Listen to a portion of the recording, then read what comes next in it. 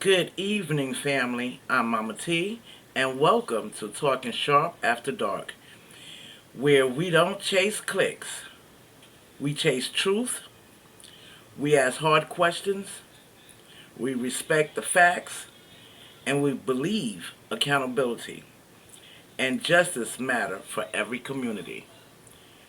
So I'm here tonight, this evening, I should say, and I'm doing this clip because I have more questions.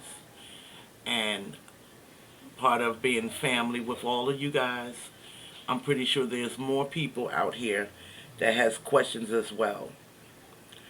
So, regarding the Nolan Wells case, his story, apparently the GPS information came back, and I am very thankful for it, but I still have more questions. Are you have questions as well as myself, and do you have thoughts that you like, am I reaching too far? Do anyone else, like myself, go through those things while we're watching and following this story? I'm going to show you something here, and it is pertaining to the GPS of the boat.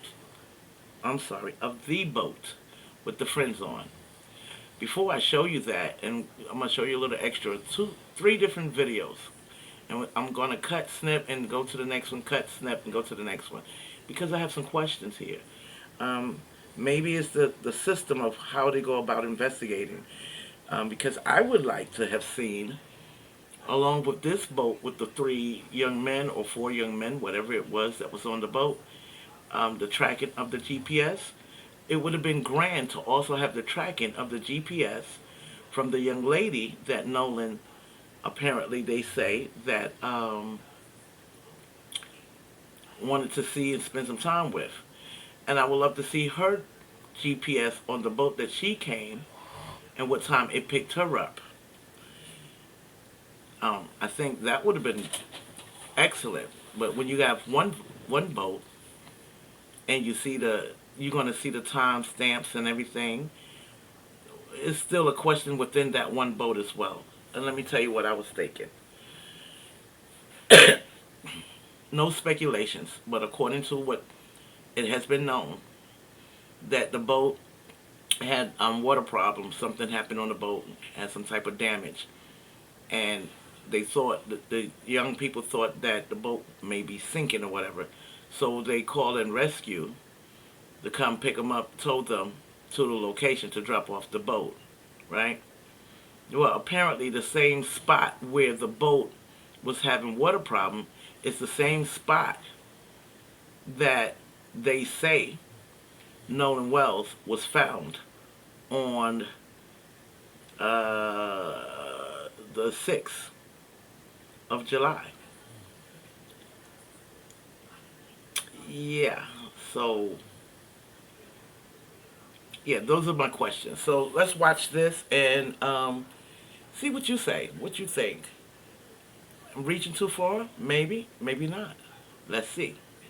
More about the Independence Day boat trip Nolan Wells and his friends took to Mississippi's Horn Island. As part of a records request to the Mississippi Department of Marine Resources, NBC News obtained GPS information for the boat. The records show it departed from a private boat launch at 9:56 a.m., arriving at the island by 11:14 and staying there until 4:30 p.m. An audio of a call around that time to a private towing company obtained from the same records request, the caller explains a mechanical issue with the boat. We're sinking. Can y'all please help? The towing company dispatched reaching out to a local captain for help. It sounds like a bunch of kids on board on Horn Island, and he's saying the boat is sinking. He wants you guys to go out there and unpump the boat and then tow it in. Records then show the boat being towed slowly from about 4:31 until 5:25 before getting back to normal speed. The boat then returned to its original location at 5:44 without Nolan Wells. Melissa Miller was at Horn Island on the 4th. She says there were hundreds of boaters there for the holiday. It's just a big community. Everyone goes out there and, has a good time. She also says it's normal to leave cell phones on boats and that currents at the northwest corner of the island can be treacherous. Like you can go out there just innocently, and next thing you know, the water's like kind of sucking you in, throwing you back out. After speaking with one of the friends on the boat, Nolan's concerned mother reported him missing to police. Please report her 18-year-old son, Nolan Wells, missing passing at 3 Horn Island. His body was found on July 6th. His mother struggling as she plans his funeral, posting on Facebook, "This loss, this grief, this pain, it's different. It's insurmountable." Now, one parent has also posted that some of Nolan's friends have been getting threatening messages. The FBI does confirm that it is investigating threats connected to this case, all while Nolan's mother is encouraging people to stay peaceful as she plans to hold his funeral next week. Guys, back to you. Just a terribly sad story on so many levels, Aaron. Aaron Girl, Christopher there in Mississippi, thank you. Hey. Okay, so as you see, that was the timeline with the boats and so forth like that, which was all great. I would have liked that they went a little further with tracking the young lady, what's her name, Katie or Kate or something like that. So that way so we can have the timeline of her boat as well. I mean, that's just something that I was looking forward to also seeing, because we would have more of the timeline, right? I think so. So with that being said, I want to show this, okay? Let's watch this right here. Investigators nor anyone else in an official position. Hold on, I'm going to go back for a minute. Tonight. Now, Wells disappeared after boating with friends on July 4th weekend. Days later, his body was found in the water near Horn Island off Mississippi's Gulf Coast. And while investigators have said that drowning appears to be the preliminary cause of death, even though the official findings from the autopsy haven't been released, his family has continued to raise questions, right? Why did he go off on his own? Why didn't he have his cell phone? How could no one help? How could no one notice? Tonight, our partners at CBS News have obtained newly released GPS information from the Mississippi Department of Marine Resources. The data traces the boat Nolan Wells traveled on and maps its movements before and after he vanished on July 4th. But for nearly 2 weeks, another part of this case has carried just as much significance as those coordinates. A first name attached to a person the public knew almost nothing about. In the final period when Nolan was reliably seen on Horn Island, 2 accounts became crucial. One came from the friends who traveled there with him. The other came from a young woman those friends identified only as Katie. For days, one version remained largely outside public view, while the other was repeated often enough that many people began treating it as settled fact. That changes tonight. What Katie says Nolan told her is not the same as what his friends say Nolan told them. His parents, already enduring the loss of their son, must now consider the possibility that someone in this story has given them an inaccurate version of his final known decision. Try to understand what that uncertainty means for Christine and Elmore Wansley. Since July 4th, they have been attempting to reconstruct how an ordinary holiday trip with friends ended in their son's death. Learning what occurred is only part of what they need. They must also determine whose account can be trusted. There is much more to examine tonight. We now have GPS coordinates recording the boat's location at specific times throughout the day Nolan disappeared. Unlike memory, loyalty, fear, or grief, that automated record simply shows where the vessel traveled. We also have confirmation that the completed investigation will be placed before a grand jury, moving the case into a formal stage it had not previously reached. And then there are the smaller, unsettling details Nolan's parents still cannot reconcile. Details grounded not in viral speculation, but in events surrounding a barrier island off Mississippi's coast. Before we continue, this story concerns the death of a young man. If that subject is difficult for you, please take care of yourself while watching. And if you want to follow verified developments in this case, subscribe, and tell us in the comments where you are watching from. Nolan's family continues to hope that the right person may see this coverage, remember something important, and finally come forward. We begin with the first name that remained hidden from most of the public for almost 2 weeks, and with the frightening misunderstanding connected to it.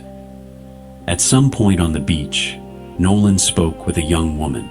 His friends later identified her only as Katie. For a considerable period, that was almost everything the public knew. Her full identity did not appear in the earliest news reports, nor was it included in the first statements from the family's attorneys. Online attention raced toward pool party photographs and video clips stripped of context, while someone who may have been among the last people to speak directly with Nolan remained almost completely unidentified. She likely had no idea her brief interaction with him would eventually be examined by strangers across the country. The confusion surrounding Katie can be traced back to the night Nolan was reported missing, a night that must have seemed endless to his mother. A person who was on the phone with Christine Wansley as she tried to locate her son says Katie's name entered the discussion indirectly. She was described as the young woman Nolan supposedly wanted to remain on the island with. Then, another piece of information intensified the panic. Someone suggested Katie might also be missing. Nobody participating in the call appeared to know her full identity, how to contact her, or where to begin looking. Imagine that moment from Christine's perspective. She was already terrified that her own child could not be found. Suddenly, she was led to believe there might be a second missing young person as well. There was no complete name, no telephone number, and no direct way to verify anything. Only another layer of fear added to a situation that was already unbearable. That fear, however, proved incorrect. Katie had never gone missing. She left Horn Island safely aboard another boat and remained reachable. The clarification did not initially come from law enforcement or from Nolan's group of friends. It came publicly from Katie's mother, Gracie McCormack, after online speculation about her daughter began spreading in ways the family had never anticipated. McCormack said her daughter was present on Horn Island, spent some time with Nolan, and separated from him during the afternoon. According to her, Katie knows nothing about what happened to Nolan after they said goodbye. Katie boarded a different boat and returned safely to her own mother, who could not have known that her daughter's first name would soon become central to a nationally followed death investigation.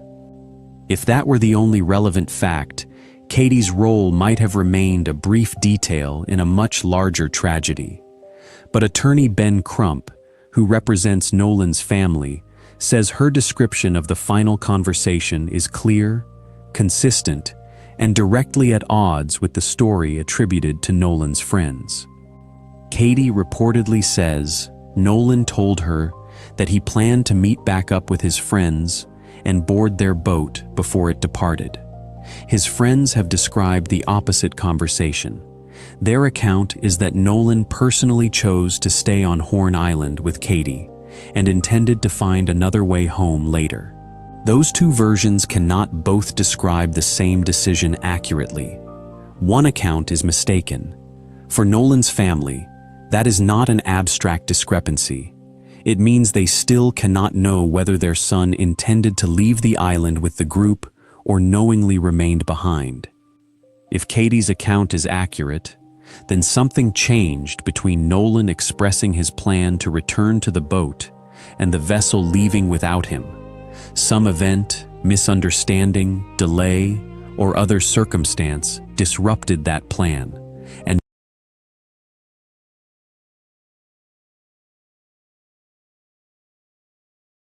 Sorry, I had my mic off. I wanted to stop right there for that second because that's like one of my questions that I have about Katie's boat. If her mom stated that they picked her up and everything was good, and she stated that her daughter said Nolan wanted to spend a little time with her, talk to her a little bit, but he was going to get back on the boat before they leave. Keywords, before they leave. So, when they left, did he get on the boat? When the boat had altercations on the boat and the wrecker picked them up, they didn't see Nolan, I think. So if that's the case, did he get on the boat or did they leave before he came back? And if they did leave before he came back, it's massive amount of people out there. So then that means investigation has to go back to all the people that are out there. No one saw that person. Really? Yeah, those will be the questions. Then that means you have to ask the people that were all also out there. Or did he catch the boat before they left? And it would make sense if the rescue people, the wrecker, whatever you want to call them, got the boat and towed it back. They didn't see him. So, if the boat left, the friend's boat left at 4:31, what time did Katie family boat leave from that island? It's a good question. What do you think? I think it's a good question. By all means, like, subscribe, leave a comment. What do you think? And I'm not telling you what to think, but am I off base or is that somewhat close? Okay? Listen. No one has publicly explained what it was. If the friend's account is accurate, Nolan consciously decided to remain on a remote barrier island after the group he had spent the day with departed.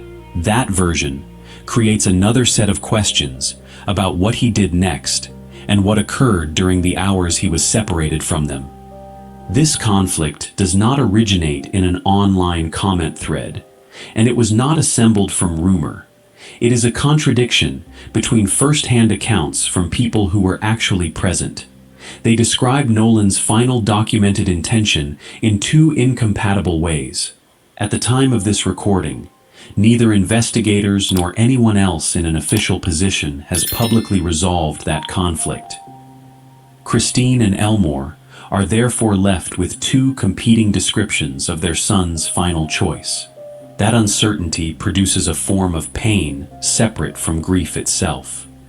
Grief, as devastating as it is, has a recognizable center. Someone deeply loved is gone. Here, the family has also lost the ability to know what Nolan decided during his last known conversation. Was he preparing to go home, or did he mean to stay? For many families, a question like that could be answered through messages, photographs, witnesses, or a series of small confirmations that seemed unimportant at the time. For the Wansley family, it has become one of the most consequential unanswered questions in the entire investigation, and no one has yet provided a definitive explanation. That distinction matters because the two versions lead investigators in different directions.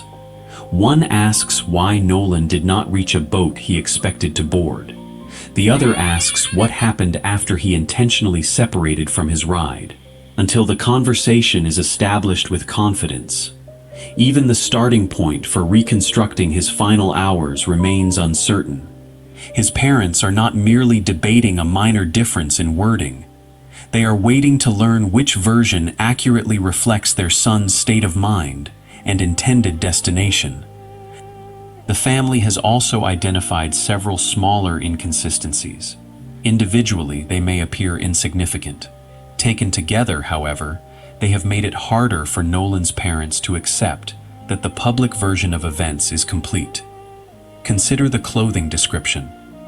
The official missing person report said Nolan was wearing black shorts, Christine Wansley later said a young woman who had been on Horn Island contacted her and supplied photographs showing Nolan in blue shorts instead. It could be a routine reporting error or a detail remembered incorrectly, but to a mother who can no longer ask her son what he wore, where he went, or what he did next, it does not feel disposable. It becomes another thread in a case built primarily from the recollections of other people. Once one detail appears inconsistent, every other detail receives closer scrutiny. Then there was the effort to retrieve Nolan's car before his body had been located, while his family still hoped the search would end with him returning alive. His parents went to a friend's driveway to collect the vehicle. What should have been a simple task became unexpectedly difficult. According to the family, someone answered the door and said he could not find the keys. He returned inside to search again, leaving Nolan's parents waiting outside while their missing son remained somewhere they could not reach. Eventually, the keys were found on top of an Xbox inside the home, the same location another person had been heard mentioning during a telephone call. To an outsider, the delay might appear minor. To parents desperate for direct answers and immediate cooperation, it felt like unnecessary resistance at precisely the moment when everything should have been straightforward. Nolan's cell phone created still more questions. A family friend who helped locate the device through a monitoring application said Nolan used Snapchat almost daily. His posting was so routine that no one had reason to focus on it until it suddenly stopped. During the 24-hour period before his disappearance, his usual activity went silent. There were no posts and no updates, which the people closest to him said was unlike his normal behavior. After the phone was recovered, the family noticed another discrepancy. The location associated with Nolan's account did not appear to correspond with the place where the physical device was ultimately found. Think about how a parent experiences a detail like that. Nolan's digital activity had reportedly been casual, regular, and visible, the everyday pattern common among people his age. Yet during the single window of time his family most needs to understand, that pattern stops. There is no gradual change, and no explanation, only silence, during the 24 hours that now matter more than any others. From a distance, it is tempting to treat such information like a clue in a mystery, assuming a clean answer will soon appear. Nolan's parents do not have that emotional distance. For them, it is another part of their son's final day that does not resemble his ordinary life. Until investigators provide an explanation, they must carry it as an unresolved question rather than a dramatic plot point. None of these circumstances, the color of the shorts, the delay involving the car keys, the lack of Snapchat activity, or the phone location discrepancy, proves what caused Nolan's death. His family has not claimed that any one item independently solves the case. Their position is that the accumulation of unanswered details prevents them from accepting an incomplete explanation and compels them to keep asking questions. While investigators worked quietly to reconstruct the afternoon, and the public argued over contradictory stories, Nolan's parents were also forced to prepare for something no parent should have to arrange: their son's funeral. Christine announced that Nolan's homegoing celebration would take place Monday, July 20th, at Centerpoint Church in Ocean Springs. It is the community where he grew up, played football, and developed into the young man his coaches and teammates remember so consistently. The same area that once celebrated his athletic achievements and signing day would now gather to lay him to rest. Beneath every headline, timestamp, legal statement, and tracked coordinate is a family mourning their child before an audience of millions they never requested. That is why accuracy is especially important. Every claim circulated about Nolan, is seen not only by anonymous viewers, but also by parents who will live with the public telling of their son's final days for the rest of their lives. Other people may leave the story when attention moves elsewhere. Christine and Elmore cannot. The minimum anyone covering the case can offer is care, precision, and restraint. If you want to follow each confirmed update, subscribe now. The next portion of the story, the pool party. After his body was discovered, the image spread rapidly online. Because of the date it appeared on social media, many people briefly believed the photograph demonstrated that Nolan had returned from Horn Island and was still alive sometime after July 4th. Some strangers shared it, with genuine hope that reports of his death might somehow be wrong. Nolan's grieving family then had to watch that false hope circulate and repeatedly explain that it was not evidence he had survived the island trip. Rolling Stone later reported, based on image metadata and an account from Nolan's friend Trayston Shepard, that the picture had been taken on June 27th, 1 week before the Horn Island outing. It was uploaded on July 5th, and that later posting date created the confusion. The image did not show Nolan alive after his disappearance.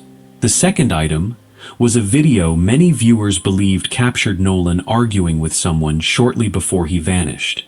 Online discussion treated the clip as though it might contain the decisive missing moment in the case. Shepard publicly addressed that recording as well. He said the voice heard in the video was his own, not Nolan's. Both claims have now been publicly corrected. Once the misleading photograph and misidentified video are removed, the central facts remain what they were from the start: an incomplete timeline, an unresolved conflict between first-hand accounts, GPS data documenting the boat's movements, and a family still asking for verified answers instead of internet theories. The investigation remains open and unfinished. A grand jury has not reached any conclusion. The agreed examination of Nolan's phone has not yet taken place, and no official authority has publicly reconciled Katie's account with the version given by Nolan's friends. Everything presented tonight reflects what has been attributed by name, recorded in official data, or confirmed through established reporting as of this recording. It is not the most sensational version of the case, nor the version that traveled fastest online. It is the clearest account currently available, and truthful, careful reporting is the least Nolan's family deserves. Somewhere in Ocean Springs, Christine Wansley is preparing a memorial service for a son whose death she still cannot fully understand. Elmore Wansley continues to replay the visit to the driveway, the initial difficulty retrieving the keys, and the telephone conversation he overheard. Katie, a young woman who never sought a place in a national news story, must live with the fact that her final conversation with Nolan has become one of the country's most closely examined exchanges, even though available accounts indicate she has done nothing beyond telling investigators what she remembers. That human reality can disappear beneath terms like grand jury, GPS coordinates, federal assistance, and digital forensics. Beneath all of those details is a family in a Mississippi community trying to understand how their son's Independence Day boat trip ended with him never coming home. A grand jury referral does not yet answer that question.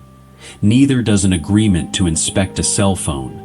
They are meaningful steps, but they are only steps toward the explanation Nolan's parents are still waiting to receive. If this report gave you a clearer understanding of the case, share it with someone else who has been following Nolan's story.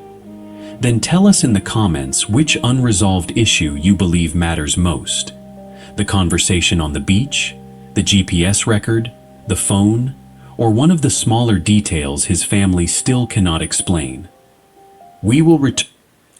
Okay, so I'm watching that. Of course, my heart goes out to the family, and I'm sure no human being would want to go through, experience anything as such as that. I would not whatsoever.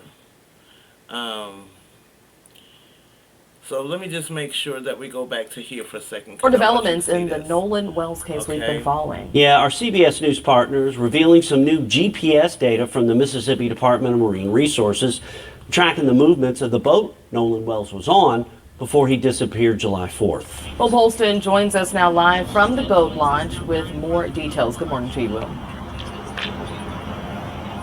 Hey, good morning, Bill and Brandy. Good morning, everybody joining us at home. That's right, the Mississippi Department of Marine Resources releasing the GPS data of where the boat that Nolan Wells was on July 4th and its whereabouts on that day, just to kind of narrow down that timeline a little bit more.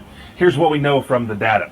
9:56 a.m. the boat left land and then went towards Horn Island, which it arrived around 11:14 a.m. Then the GPS data says that the boat left the island around 4:31 p.m. before traveling into Fort Bayou and returning to the dock at 6:06. Later that night, the boat went to the boat launch here at Fort Bayou and was pulled out of the water and taken back to the owner's home in Biloxi. Now, a DMR report also says that the owner of the boat, his mother, and one other person with Wells are all cooperating with the investigation. Now, this doesn't necessarily point to one person or point to anything in particular, but now there's concrete evidence of when and where the boat was at what times. We have heard reports that the boys left the island right around at 4:30, and now that's starting to, that is being backed up now. We'll see exactly what this does for the investigation as time continues. Live in Ocean Springs, Will Polston, WLOX News Now. All right, so that's where we are at this point, and I'm pretty sure people still have questions, or maybe some people may not. You have a right to think and feel what you may. My heart goes out to the family, and if I imagine myself being in their shoes, I would want to get to the bottom of it and to understand how, why. Because what's not being said, if one party saying, no, he went to go see this young lady, and another party says, no, he went back to get on the boat before it left. So the question would be, did he make it back to the boat before it left? What time did he depart from the young lady? What time exactly the boat left from the island? And if you don't know what time he left from the young lady, well then, what time she got on her boat to go home? Because when she got on her boat to go home, I'm pretty sure he was not with her, because he was aiming to make it back to the boat before it left. Yeah, that's my understanding. I could be wrong. If I am, please forgive me. But to my knowledge, that's my understanding thus far. And maybe if there was a little bit more in depth with the investigation, maybe people, communities, families, or whatever, friends and family, would not have so many questions, maybe. I don't know. So do you think maybe the whole system should be reformed on when things happen to a person? It doesn't matter about race or anything at this point, what I'm about to say. When something happens to a person, what are the steps? What one must do to be on top of it quickly, with speed, accuracy. And when it comes to investigation, investigate all. Or is that too much work? Is that something that we're asking too much of? So I'm just curious, what reforms would help increase public trust in investigations? That's a question that I have. So share your thoughts. What do you think? Let's avoid making any accusations, and let's make sure that anything that we say um, in our comments that is supporting the facts. Because that's what we want to stay based on, right? We want to stay based on the facts, and we want to respect the family, and everyone in this world have either children or nieces or nephews and would not want anything like this whatsoever to happen to them, happen to their significant others, their family members, or whatever. You just would not. So the best thing that I could think of is let's talk about it, and let's see if maybe we seeing too much of a pattern of unanswered information when it's coming up to someone being unalive. Maybe the justice system needs to be reformed. Maybe the investigation process needs to be reformed. Maybe more transparency from the local authority when things are happening needs to be reformed. Or maybe we just rushing and not being patient, but when you're dealing with a loss, it's hard to tell someone to be patient. That's what I think. My opinion is just my opinion. Your opinion is your opinion. These are not facts yet, besides of what the local authority is presenting to us, but we have a right to have questions. So let's talk about it. 7 p.m. I'm going live. You want to be about it? You want to join into it? Do you have questions? With respect, let's all be able to agree and to disagree, but let's come together and share thoughts. Like, subscribe, leave me a comment, because I'll be back at 7 o'clock p.m. today, and we could talk about it live. Just me and you. Okay, fam? All right. Mama T is signing out for now. I'll see you soon.